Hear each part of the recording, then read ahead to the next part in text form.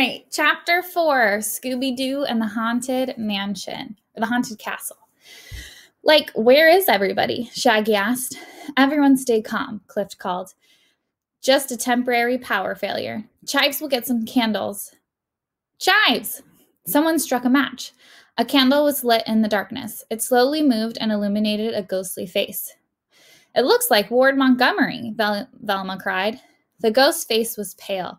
His skin looked wrinkled and saggy. There was no mistaking. It was Ward Montgomery. I told you guys this place was haunted, Shaggy said. The ghost began to speak in a scratchy voice. Montgomery Castle must remain in our family. I curse every stone in this castle and everyone who dares to remain here after midnight. Leave this place now and never return. Let what happens to my great-great-grandson be your only warning. The ghost blew out the candle. Suddenly, Clift screamed. Then there was a sound of a door slamming. What's going on? Mayor Redding yelled.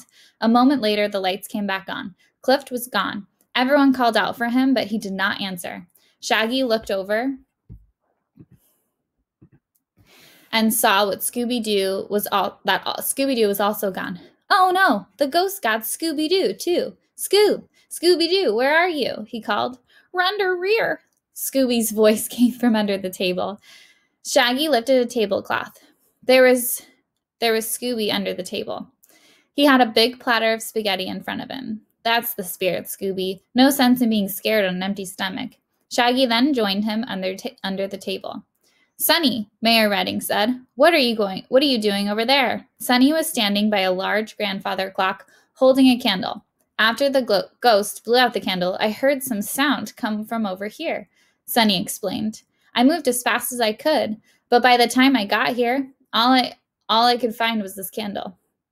We'd better get some help, the mayor decided. With the phone lines out, we'll have to drive back into town, Mayor Redding said. Sonny DePesto and Sally McGeanton headed out of the dining room. Fred, Velma, and Daphne followed them into the Great Hall. As everyone was passing through the Great Hall, they heard knocking come from an enormous trunk. Everyone froze. Help! Came a voice from inside. Fred, Velma, and Daphne looked at one another. It was Cliff's voice. They ran over to the trunk and opened it. Chives, Sonny DePesto said. I was on my way to check the phones when the lights went out, Chives started explaining. As he spoke, he got out of the trunk. I couldn't see where I was going. I tripped and fell into the trunk. The lid slammed closed and I got stuck. Mayor Redding said, Thank goodness the ghost didn't get to you. She turned to Fred, Daphne, and Velma. I think we can all squeeze into my car. Would you like a ride into town? No, thanks, Fred answered. We have to find our friends, Daphne interrupted. I wouldn't stay too long, Sally McGinnon warned. In Scotland, we take our ghosts very seriously. I advise you do the same. We'll be fine, Velma assured them. Well, I'll be sure to send a tow truck then, Mayor Redding said. Good night. She, Sonny, and Sally started down a huge staircase. Chives turned to Fred, Daphne, and Velma. You should listen to Mrs. McGinnier and leave this place, he warned. I've lived here for years. That ghost means business. I'm not going to let what happened to Master Clift happen to me. Chives turned and hurried down the stairs. A moment later, the front door slammed shut. Shaggy and Scooby then joined Fred, Daphne, and Velma in the Great Hall. They both still had napkins tied around their necks. Where do we go? Shaggy asked. They went to get help, Daphne said.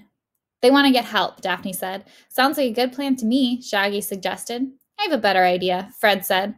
Velma nodded in agreement. Let's get to the bottom of this. I was afraid you were going to say that, Shaggy moaned.